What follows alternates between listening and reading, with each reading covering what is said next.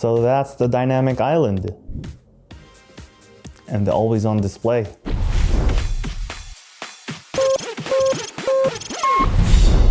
Hello. My name is Ibrahimi and welcome back to Pinoy Rig Enthusiasts, where we bring you guys unboxings, reviews, and insights. I'll be reviewing the iPhone 14 Pro from Apple. Before we get into the review, here are the specs. For the display of the iPhone 14 Pro, we get an LTPO Super Retina XDR OLED screen supporting 120Hz at 1179 by 2556. Now, depending on when you bought it, it could ship with iOS 15, but most of them should be on iOS 16, and you can always update it to iOS 16.0.2. The CPU on this is the Apple A16 Bionic. Apple says that it is built on the same as A15, but just improved, sporting 6 gigabytes of RAM. Pairing that, we have 128, 256, 512 gigabytes, or 1 terabyte of internal storage flavors. Rear camera has that upgraded 48 megapixel main sensor, 12 megapixel for telephoto, 12 megapixel ultra wide, and has a 3D TOF LiDAR sensor for depth sensing. Front camera is 12 megapixels. And last but not least, the battery has 3200 milliamperes, fast charging, has a MagSafe fast wireless charging for 15 watts, and Qi wireless charging for 7.5 watts.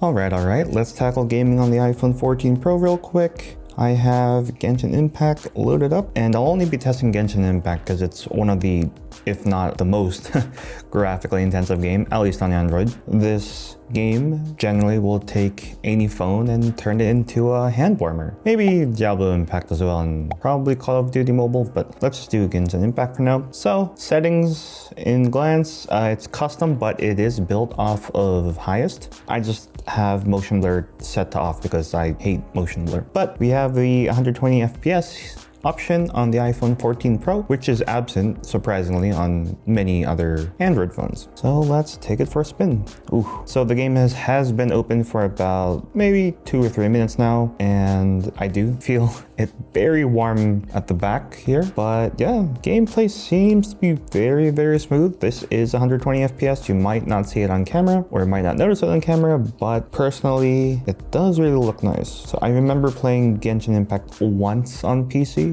but I don't think it had 120 FPS back then. Not entirely sure. So comparing this to the Samsung Galaxy Z Flip 4, I would say that the Z Flip 4 runs cooler, but this is definitely running a lot smoother. So if it runs smooth on Genshin Impact, I would highly assume that all other games will run as smooth on the iPhone 14 Pro, especially something like Diablo Immortal. Now that's another game that is a little graphic intensive. All right, so we are about 3 minutes into this gaming section. So I've had the game open for about a total of maybe 6-7 minutes now. I can barely put my fingers underneath the phone because it's really starting to get uncomfortable. But it's good that it hasn't dimmed yet. Now, when I first tried this out before doing the review, the screen did dim a bit. I would assume that the phone was throttling. So I don't know if you've noticed it, but the game has been lagging just a little bit, getting some stutter. Again, you might not notice it in the video, but in person, definitely noticeable. Nothing too bad though. I guess not as obvious as the Z Flip 4. All right, let's dive into the camera real quick. But before we do, we just have to go through the settings. So the iPhone 14 Pro does have a 48 megapixel camera, but in order to take advantage of the full 48 megapixel camera, you have to go into the phone settings, go to formats, and then enable Apple RAW, and then set the Pro resolution to 48 megapixel. Just be aware that this takes a lot of space. I would say a photo could be 100 plus megabytes for that. So if you're gonna really use the full 48 megapixels, be sure to get at least that 256 gigabyte version. Now, if this is your first time shooting in RAW, you'll notice that there is no software processing on it, and it's mostly done post-process. So you'd have to use something like Lightroom, for example, to enhance or clean up that photo. So once that's there, let's go back to the camera. And you can see on the top, the RAW is off by default.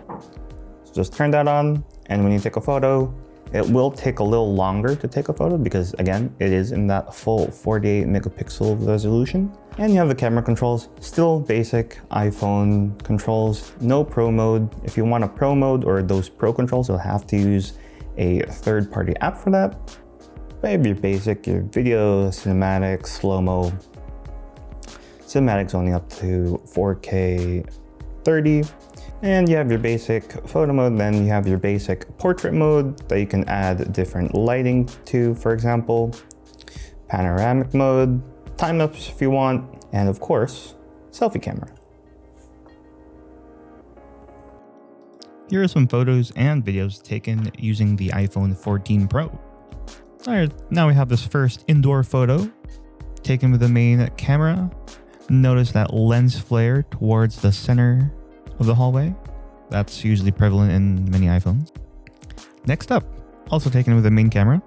Though the details are there with its surroundings, but the colors are a little too bland for my taste. It does get better. With this next photo, again, main camera, all auto, natural scene, natural colors, nothing is too overexposed. Maybe that light bulb is a little overexposed, but overall, shadows with those trees, the darks with those trees are fine. Sky is not overexposed. Everything's great. Next up, looking great with this north pond shot. Though again, colors are looking a little too bland for me, but personally, I always edit my photos after. So definitely after post-processing, you can make this look better. This next photo is taken with a telephoto camera. This is not digitally zoomed yet, but this one after is digitally zoomed. I like how even after at its max digital zoom, the details are still preserved with the photo. Though notice that slight noise to it, which is totally fine. And last but not least, the ultra wide camera looks nice. Nothing to write home about, except look towards the left. You'll notice some haloing from the HDR on those trees. So in the event that you do decide to get the iPhone 14 Pro and want to know how to enable or disable the always on display, simply go to settings, then go to display brightness. And then at the very bottom is the always on display. Just toggle that off or toggle that on. And then you lock the screen. There it is. And if you're new to the iOS 16, you want to add some widgets, your customer's lock screen, tap and hold lock screen, customize to your heart's content. All right, so we're gonna go through the dynamic island real quick so we can see that in action. So basically all you'd have to do is just open your music player, play it. You see nothing happens yet, but when you minimize that, ooh, look at the fluid animation. Interesting. So you open it, close it, open it, close it. Yeah, that's basically it. But if you tap and hold on the dynamic island, the shortcut for your media controls appears. And if you tap on it, it goes right to the media app. So for example, you are in settings, tap that, and it goes right back to it. Amazing. Now the speakers on the iPhone 14 Pro are nice and loud, still lack bass, but I would say definitely a lot louder than my iPhone 11. Let's take a quick listen to it. It's just already playing, okay.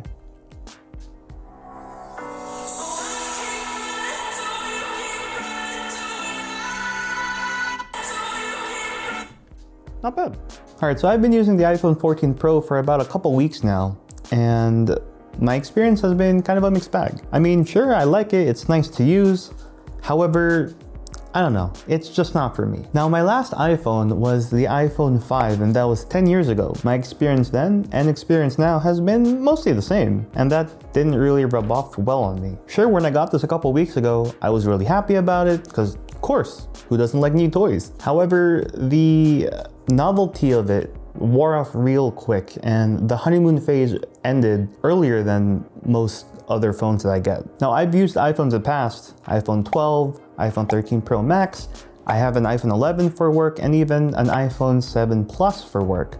But those were strictly for work, and I only used it just to test the games that we have, and that's it. But this one, going back to an iPhone as my personal driver, again, it was a nice experience, but I didn't really enjoy it. Now with that honeymoon phase quickly ending, I never got used to, and I never liked that dynamic island that dynamic island right there, if you notice, there's a small screen real estate on top, so it really distracts you more. Maybe if Apple moved that to the top and just kept it like a dynamic notch or something, sure, it would have been good, but personally, I never got used to it. Another thing I didn't like is the always on display. So if you aren't familiar with always on display, basically it's from the name itself. The display is always on, but it's showing usually the time, notification icons, etc. With the implementation from the iPhone, this is how they did it. So here's your lock screen, and there's the always on display. So basically, it's just a dimmed lock screen. And the implementation isn't that great because the ambient display or the ambient brightness also increases with the brightness around you if you have auto brightness enabled, which really drains a lot of battery. And since there's a lot of stuff still showing during the always on display, the battery really is cut short with the always on display. To be fair though, other phones that have always on display, or if you enable it, it drains a lot faster than it off, but not as fast as on the iPhone. Now, next thing that I didn't like about when the honeymoon phase ended, well, personally, I don't like how notifications are categorized to how it is here, and I really hate those low battery notifications. Now, I was playing Wild Rift, nasa gitna ako ng clash, biglang lumabas yung low battery and 20% warning, and it just popped up right in the middle of a clash. When I tapped out of it, I was dead. So it's those critical moments that fine, I guess it's my fault because it dropped down to 20%, but at the same time, it's the same warning from years ago. I would have expected that they would have changed that. Now, another thing that I noticed when the honeymoon phase wore off is that the iPhone 14 Pro, at least mine, got warm really quickly. In fact, earlier I was just replying to a message for work, and I could feel the iPhone 14 Pro getting really warm. Now, in the first few days of the phone, it's normal for it to get warm or become hot, especially as the OS indexes itself and you play around with it a lot, you download stuff. But this has been a little over 2 weeks now and it's still getting warm. Now, maybe there's just a problem with my phone, but I did try factory resetting and it still got really warm. Now, some of you or most of you that use cases may not feel this warmth or it getting hot because you use a case anyway, but I like to keep my phones naked and I could definitely feel it getting warm without a case. Now, while gaming, it's normal for phones to get hot. This phone did throttle in a way that the screen became dim, but not to a point where any overheating or something would appear. Now, regular scrolling, I was just scrolling on Facebook and it did throttle in a way that the screen became dim, but just that one time. And I could feel it was really hot in the back. And then after that, I never felt that again. Last but not least, I was really disappointed with the camera. Even though the iPhone does generally take good photos, I was disappointed with the auto mode. The photos that I got were really bland and lacked of color, though it could easily be fixed in post, but compared to other phones that I've used, the colors have been really bland on it. Maybe I just needed to play around with the settings a lot more, but everything on auto, just like a normal person would, I was really disappointed. Though, don't get me wrong, the photos are really nice, but I guess I just expected a little more from Apple. Alright, so enough for the negatives. Baka sinasabi, RB, ang dami mong ebas, ang dami mong negative sa phone. I mean, like I said earlier, my experience has been a mixed bag and I still generally like this phone. Now, I'm signed into my Messenger and Slack on my iPhone 14 Pro, on my Z Flip 4, and my Xperia 1 Mark IV. And whenever I get a notification, I always find myself reaching for the iPhone 14 Pro to reply. Maybe it's a little biased because I do have to make a review on this and I want it to be my daily driver. But at the same time, I really like the handling of the phone, the ergonomics.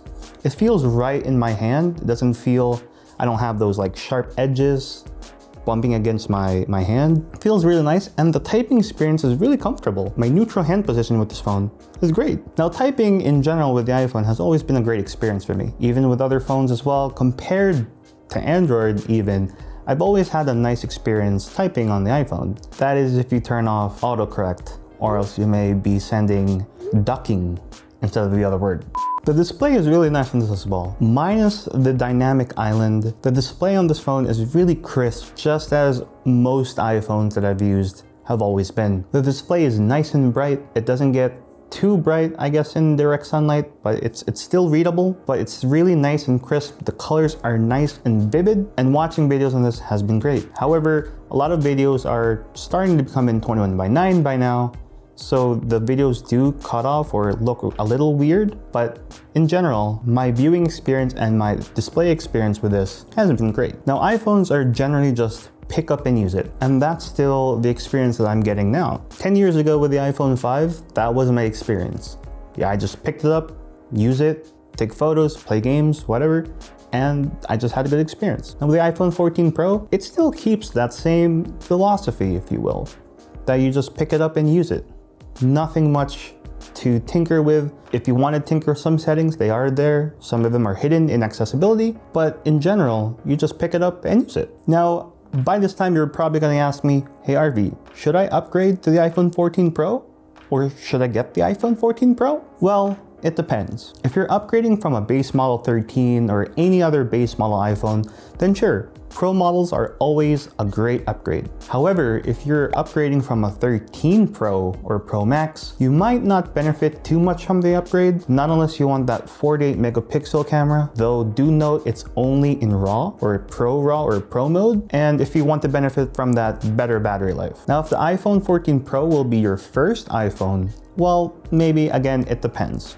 If you are already invested or heavily deep in the Apple ecosystem, like you have a MacBook or you have an iPad or even a Mac, then sure, you can definitely get the iPhone 14 Pro. However, if it's going to be your first Apple product or you want to start diving into that Apple ecosystem, maybe you can save some bucks and get the iPhone 13 Pro models instead. Generally, I don't recommend the 14 or the base models of any iPhone, because generally you miss out on a lot of the key features that Apple wants to put in their latest phones. So be aware of that if you're looking for the iPhone 14 Pro, or if you're thinking of getting the iPhone 14 Pro, don't get the base model, get any Pro model, Pro or Pro Max, depending up to you.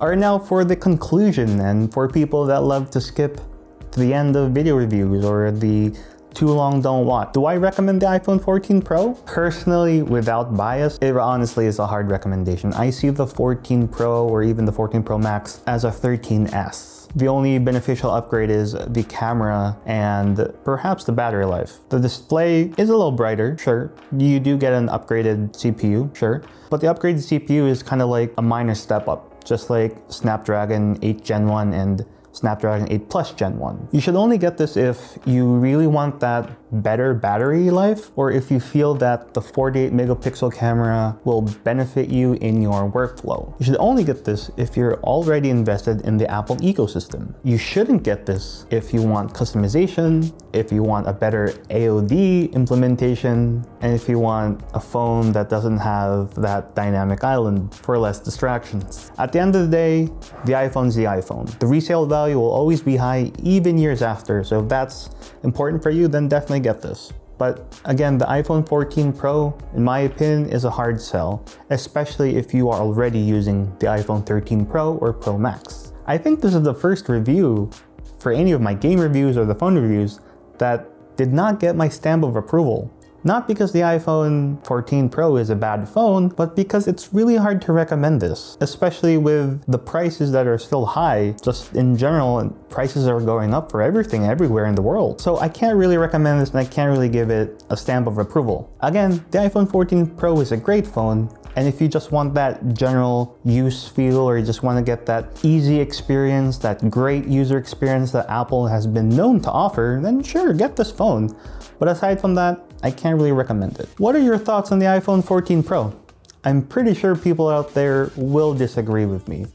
Let me know your thoughts down in the comment section, and let's have a healthy discussion on it. I don't have any other phones to review in the near future, but maybe I'll do some more game reviews again. But until then, be sure to like and subscribe to our YouTube channel, and click on that notification bell so you're always notified for our latest videos. Bye!